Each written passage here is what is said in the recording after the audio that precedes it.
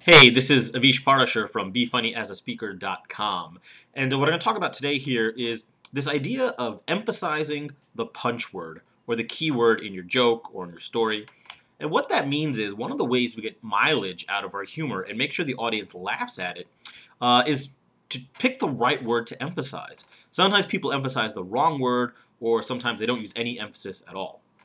And you can still get some laughs, which is what makes it so deceptive, is that you might be undercutting your laughs without really knowing it. So here's an example. In one of the stories I quite often tell in my speeches, I talk about a person who, when I first met her, I didn't really like her. And then I go through this series thinking about I had to go talk to her. And so I set up a three-part joke where I'm like, I don't want to talk to her. And the whole point of this is saying yes, but. So I do three lines. I say, yes, but. I say, yes, but I don't like her. Yes, but what if she helps me, then I owe her? And then the third one, which is the laugh one, is yes, but what if she bites me? Okay? Now that always gets a laugh. Now there's three different words I could emphasize there. Right? The proper way to do it, yes, but what if she bites me? See, I emphasize the bite. Now that's the one that's going to get the laugh. The other two words, I could emphasize she or me. So here's the difference. First one, the correct one. Yes, but what if she bites me? Emphasis on bites. Second one, emphasis on she. Yes, but what if she bites me? Okay, notice how that's not funny. It doesn't make much sense. The emphasis on she. The implication being there as opposed to somebody else. What if she bites me as opposed to somebody else? Okay, the third one is me.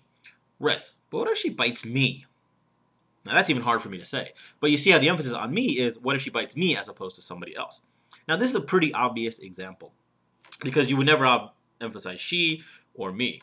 But in the same way, some people will when you don't think about it. If they don't think about it and it's going in the flow, they might not even be intentionally emphasizing any word. They're just talking off the cuff, and so they emphasize the wrong word. Or the very first time I did it, what if she bites me? No emphasis on any word. Now the sentiment and the content is funny, but without the emphasis, you're not going to get the mileage out of the humor. So the way to use this is as you go through your stories or jokes, whichever route you go with. I advise you to use stories unless you're a professional comedian.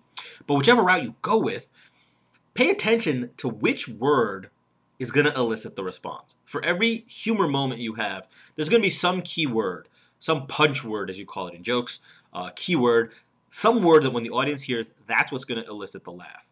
Make sure that's the word you're emphasizing. So don't emphasize nothing and don't emphasize any of the other words. But focus on emphasizing your punch word. If you need to pause on a little bit, that's fine. Make it a little bit louder. Put more emotion into it. Whatever you do, emphasize that word.